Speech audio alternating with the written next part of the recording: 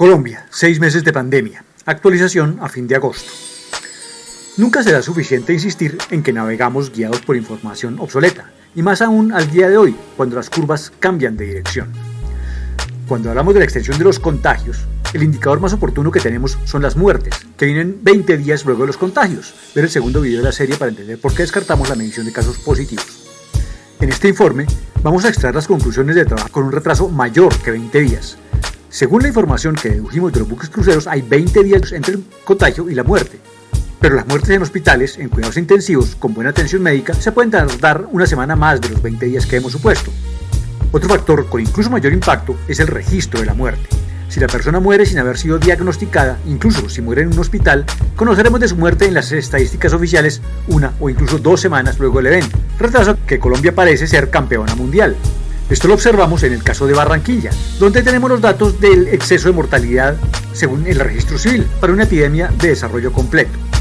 Observamos que mientras que el pico de muertes deducido de las estadísticas oficiales se encuentra en los primeros días de julio, para el brote en el Atlántico, el pico de los excesos de mortalidad en Barranquilla se dio más de 2 semanas antes, el 14-15 de junio. En promedio hay un rezago de 2 semanas entre la muerte por COVID y su registro. Barranquilla se destaca por haber sido un caso de buen tratamiento de la epidemia, con la mejor tasa de diagnóstico del país. Aún así, la gobernadora Elsa Noguera se queja de la utilidad de hacer pruebas, puesto que los resultados llegan con 12 días de retraso. Según el tiempo, 25 de agosto, el virus se ha contenido, pero aún no podemos bajar la guardia.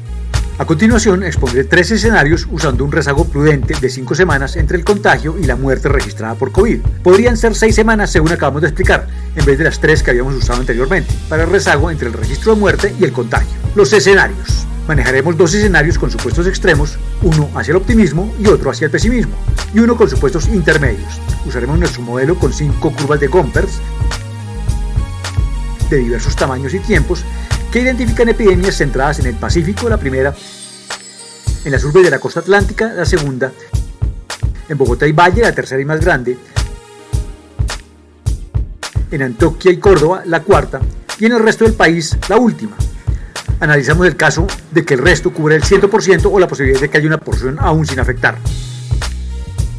En este momento no es fácil saber si las últimas epidemias regionales son burbujas menores o epidemias centradas en alguna región en particular, puesto que los datos regionalizados vienen con 2 semanas de retraso adicional.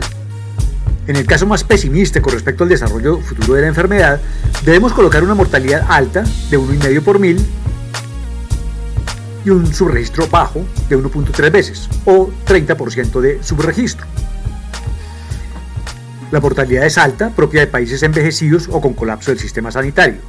La combinación de un nivel alemán de subregistro y un nivel peruano de mortalidad no parece realista. Los resultados tampoco parecen realistas.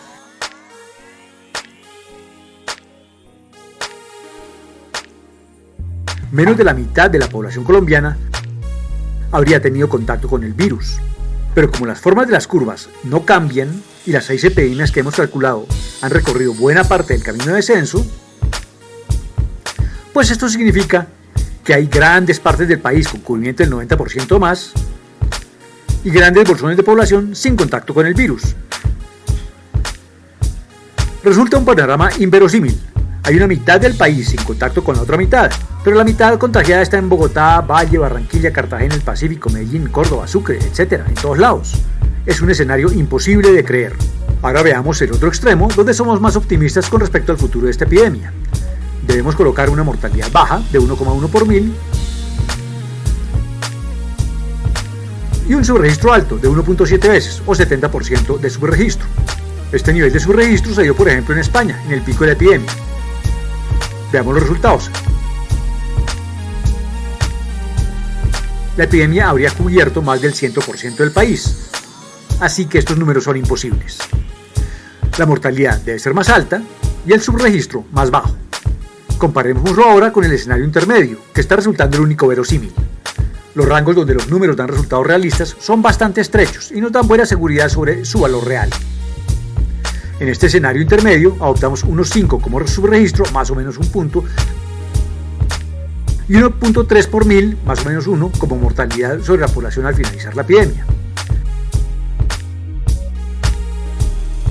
Al cuadrar los números calculados con los números observados, obtenemos que podemos tener un máximo de 17% del territorio nacional sin epidemia y que hace falta un 40% de la población por tener contacto con el virus. Del otro lado, el otro extremo es que en todo el territorio nacional ya haya comenzado la epidemia,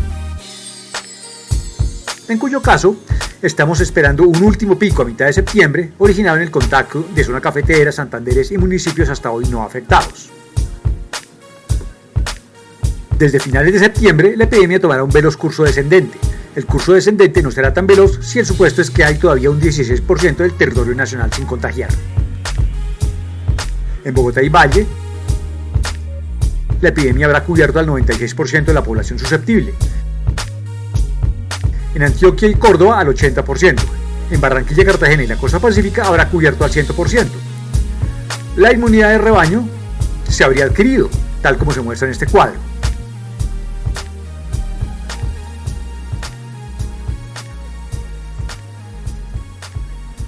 Los escenarios descritos para el final de la epidemia no son tan robustos como se podría desear.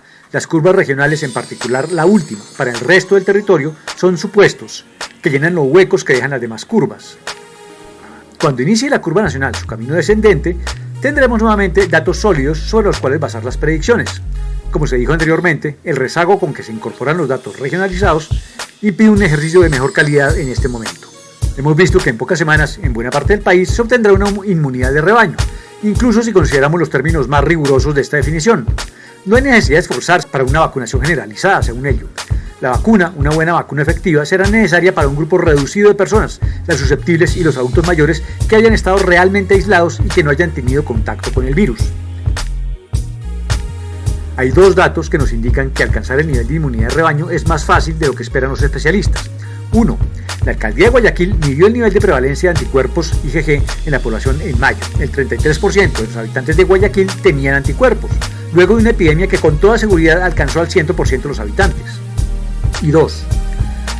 El mismo nivel medido en Suecia recientemente, país que no introdujo ninguna medida de aislamiento ni cuarentena con el fin de alcanzar inmunidad de rebaño tan pronto como fuera posible, indicó que apenas un 7% de los suecos tiene anticuerpos. Ambos datos solo son posibles si el nivel al cual se alcanza la inmunidad de rebaño no es 90 ni 80%. Hay porciones significativas y variables de personas que adquieren inmunidad sin generar anticuerpos, sin mostrar síntomas y tal vez sin enfermar, al igual que los niños. Conclusiones. En conclusión, al hacer el análisis con rezagos realistas pero aún prudentes, obtenemos que Colombia estará con una mortalidad baja de 1,3 por mil, que el subregistro estará alrededor de 1,5 veces y que con estos parámetros la epidemia ha iniciado su recorrido para al menos 84% de la población del país y que ha terminado su recorrido para las 2/3 partes. Según estas conclusiones, para el grueso de las regiones del país, o estamos ya en niveles de inmunidad de rebaño o lo estaremos en pocas semanas. Atención, este análisis concluye que el contagio está a la baja, pero al contrario, la circulación del virus es máxima durante algún mes. Las personas vulnerables que hayan tomado todos los cuidados y no hayan entrado en contacto con el virus deben seguir cuidándose, incluso más que antes, pues en este momento es tal vez el de máxima circulación del virus. La tranquilidad para las personas vulnerables vendrá cuando los enfermos circulando sean muy pocos o ninguno. Y para ese momento todavía faltan unos meses, en particular si se considera la totalidad del país. La conclusión más importante es que no tiene sentido mantener medidas para limitar el contagio, pues se acabó la materia prima, las personas susceptibles.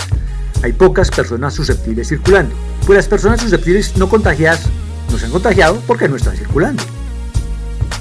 Levantar las medidas contra el contagio es un problema en la comunicación de la noticia, pues la opinión pública está dominada por el pánico de haber visto y sentido el pico de muertes. Pero hay que hacer consciente al público y a las autoridades de que en términos de contagio la epidemia ya forma parte del pasado.